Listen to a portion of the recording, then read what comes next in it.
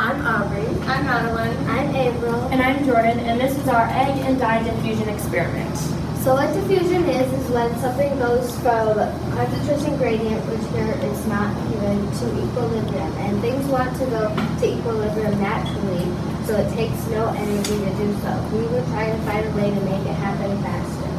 Our hypothesis was that if we cut the egg into smaller pieces, which would change the distance, then diffusion would occur faster. Our independent variable was the size of the egg, and our dependent variable was how fast diffusion occurred because of what we changed. And a few of our control variables were the amount of red dye, the amount of water, and the temperature. Okay, so group A, B, and C all had the same amount of red dye and water. They had 0.5 milliliters of red dye and 25 milliliters of water. The difference between the three was the size of the egg. So group A had a 1/2 inch by 1/2 inch egg. Group B had a 1 centimeter by 1 centimeter egg, and group C had a 1 inch by 1 inch egg. And our hypothesis was correct because group B, with the smallest egg, had the fastest diffusion. Would you think that a whale cell or a human cell would be big? Whale. Okay, so they're the same. And the reason that they are the same is so that diffusion can happen. If diffusion didn't happen almost instantly, then they wouldn't get oxygen or other things that they needed to survive. So we proved that the smaller the substance, the faster diffusion happens. Something that we could fix is making sure that the eggs were the exact measurement because there's like some dips in it, and also to have a wider variety of sizes.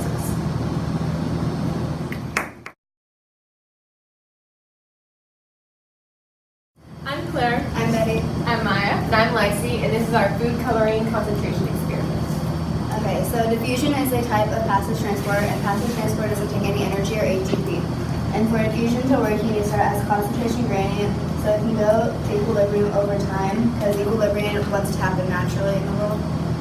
Our hypothesis is that if we added more food coloring and made it a higher concentration, then the diffusion will occur faster and the particles will all get into the middle at a faster time. And so our independent variable is the amount of food coloring that we added to each egg, and the dependent variable is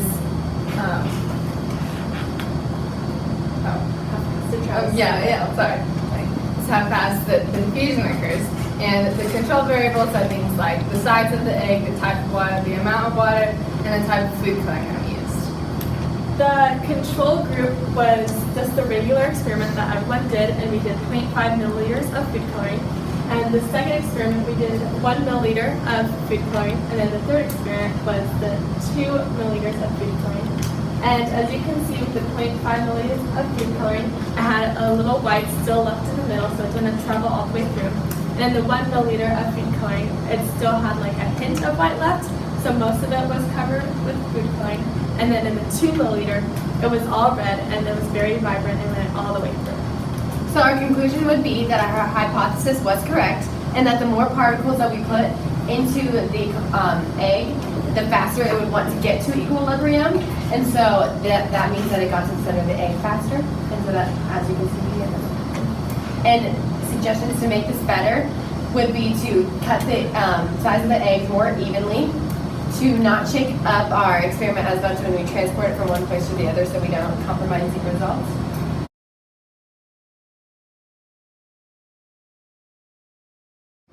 I'm Grace. I'm Lizzie. I'm Sierra. I'm Sarah. And our experiment was particle size and food coloring. Okay, so concentration gradient is when there's an uneven concentration of particles on either side of a membrane. So that was the egg and the dye. Diffusion happens when concentration gradient moves naturally to equilibrium. It takes no energy because it naturally wants to happen. Our hypothesis was if we were to test to affect the particle size on the diffusion, then the smaller particles would diffuse the best. Our independent variable would be the type of dye that we used, because each dye had a different particle size, and so we used red, blue, and yellow.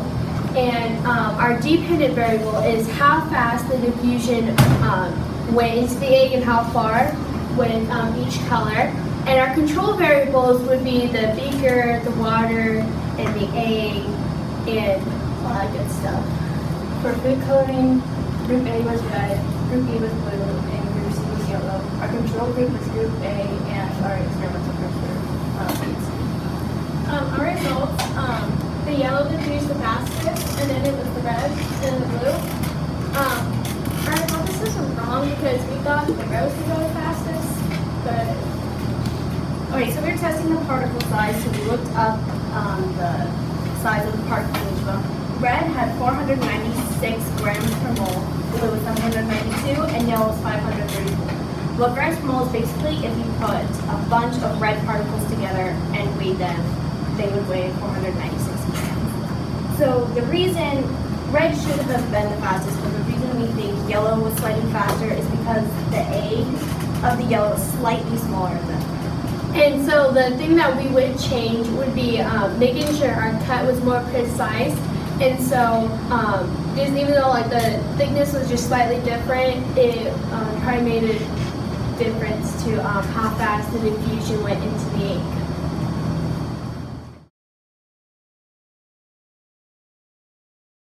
I'm Derek. I'm Cameron. I'm Colin. I'm Ryan. And This is our diffusion experiment. diffusion is when there's a concentration gradient, which means that there's a higher concentration on one side of a membrane than there is on the other. And naturally, over time, it will become equilibrium, meaning that there's an equal concentration on both sides. Our hypothesis was if we were to increase the temperature of the surrounding molecules around our egg, then the reaction will occur more rapidly. So our control group was, we labeled it A, and it was at 25 degrees Celsius. Experimental 1 was at 41 degrees Celsius, and experimental 2 was at 11 degrees Celsius. Then some of our independent variable was how hot the egg was. Our dependent variable was how quickly the diffusion happened. And then some of our control variables were the size of the egg, how much water, and how much red dye was there. Some of our results were with the control group, which was 25 degrees Celsius. We saw a consistent amount of red all the way through. With experimental 1, where we raised the temperature to 41 degrees Celsius, we see a dark red all the way through the middle of the egg. And when we lowered the temperature to 11 degrees Celsius, we can see pink and white in the middle of it. And our conclusion is that our hypothesis was correct. The temperature increased the amount of movement in the particles, which increased the time it took for the experimental 1 to diffuse and made experimental 2 slower.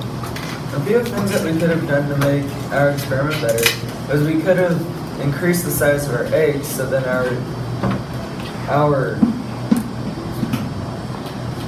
the eggs would have been dramatized so we could see the differences more easily, and we could have also made the temperatures more equal because our temperatures, the more heated one was by 17 degrees, whereas our cooled down one was by only 14 degrees.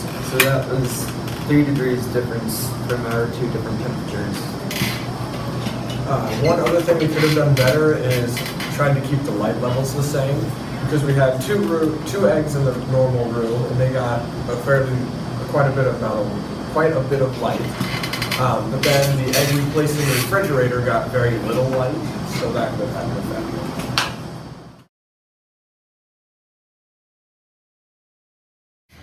I'm Jordan. I'm Tessa. I'm Isaac. I'm tight. And this is our experiment. We tested if stirring would help diffusion happen faster. Diffusion is when